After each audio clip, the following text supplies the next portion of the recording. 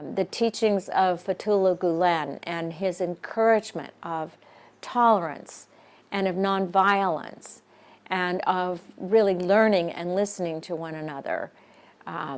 It's a very powerful teaching. For their goodness, appreciate those who have believing hearts.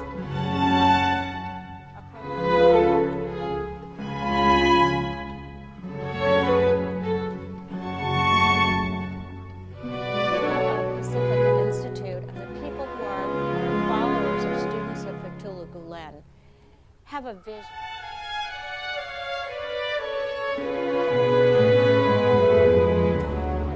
That's what I'm seeing with the way in which the people of Pacifica Institute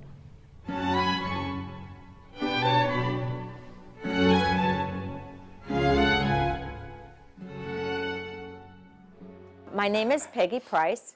My official title is Reverend Dr. Peggy Price.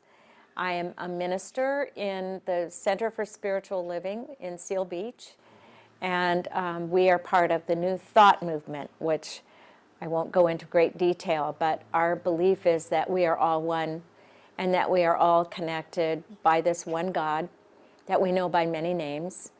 And that in that connection we have many threads that run through our various religions that are very similar. And at the heart of all of them is love. The love of God, the love for God, and that yearning for that connection with God. I know about the Hizmet movement because of the people that are involved with Pacifica Institute.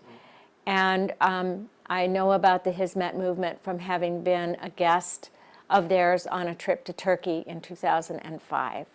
And so I know about the Hizmet movement through the people.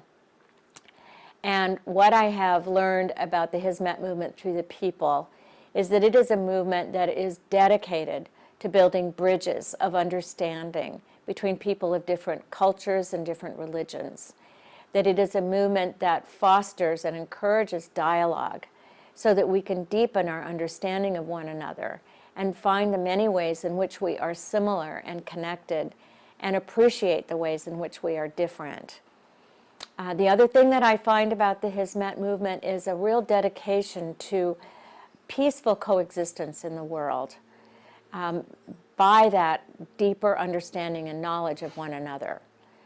The teachings of Fethullah Gulen and his encouragement of tolerance and of nonviolence and of really learning and listening to one another. It's a very powerful teaching. And I find that it's a message that I resonate with personally very deeply. And I think many people around the world who are peace builders or peacemakers would also resonate with this teaching of the Hizmet movement. I think in understanding who Fethullah Gulen is, there was a quote that I was exposed to very early on that I think sums up who he is in the way that he writes. And I'm sure you're very familiar with this quote, but I'm going to read it again because I think it's so important. He says, "Be so tolerant that your heart becomes wide like the ocean. Become inspired with faith and love for others. Offer a hand to those in trouble and be concerned about everyone. Applaud the good for their goodness. Appreciate those who have believing hearts and be kind to them. Approach unbelievers so gently that their envy and hatred melt away. Like a Messiah, revive people with your breath. Remember that you travel the best road and follow the prophet and exalted guide. Be mindful that you have his guidance through the most perfect and expressive revelation. Be fair-minded and balanced in your judgment, for many people do not enjoy these blessings. Return good for evil and disregard discourteous treatment. An individual's character is reflected in his or her behavior. Choose tolerance and be magnanimous toward the ill-mannered." This is a teacher who really understands the importance of kindness and compassion and grace, forgiveness and building bridges. And to me, this is a teacher of great love and great good. And I believe he's a teacher for all people, not only the Islamic people, but for people everywhere, because his message is one that if we lived this way, we would have a world of peace, and we would have a world that works for everyone. The people of Pacifica Institute and the people who are followers or students of Fethullah Gulen have a vision. And that vision is a vision of really connecting with other people and people who are different from themselves, and have a deep desire to understand them as well as to be understood. What I also see is that teaches a level of, I would say, spiritually based citizenship, if there is such a thing, because the practice of reaching out and the practice of kindness and the practice of the generosity that I see in the people of Pacifica Institute is so profoundly impressive and so uniquely important in a world that we live in today, because it's almost like a lost art that's being regained by people who express this wonderful openness and generosity toward others.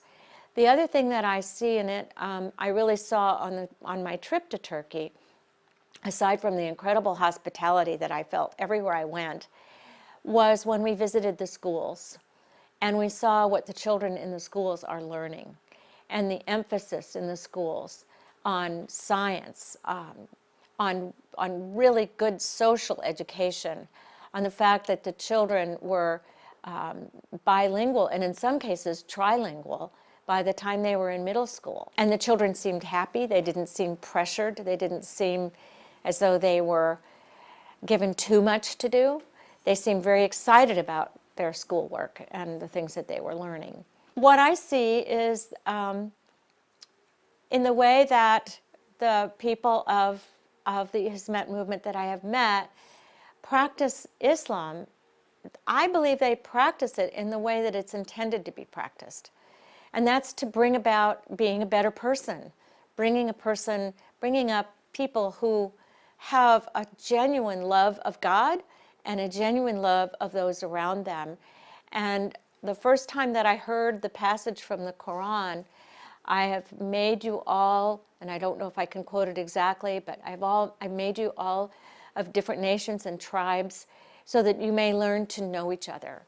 And I think that's what I've seen with the way in which the people of the Hizmet movement, the people of Pacifica Institute, go about sharing who they are with all of us. I think in general, whether it's the Hizmet movement or other Muslim people that I know, the Muslim people that I know are so unlike the portrayal of Islam through the uneducated, unenlightened media. The other part of the Hizmet movement that I think is wonderful is when we are invited to iftar dinners and we get to sit at table with our Turkish friends, our Muslim friends, but also with our other interfaith friends, and we learn about each other. And that when we have those gatherings, it isn't only someone from the Hizmet movement that gets up to speak. It could be a rabbi, it could be a priest, it can be me. I've gotten to do that too. So we've really had an opportunity to build bonds of friendship, which I think is very powerful. And what I'm reminded of is a saying that is one of probably the most famous of Mevlana, of Rumi, which is, out there beyond right doing and wrong doing, there is a field. I will meet you there.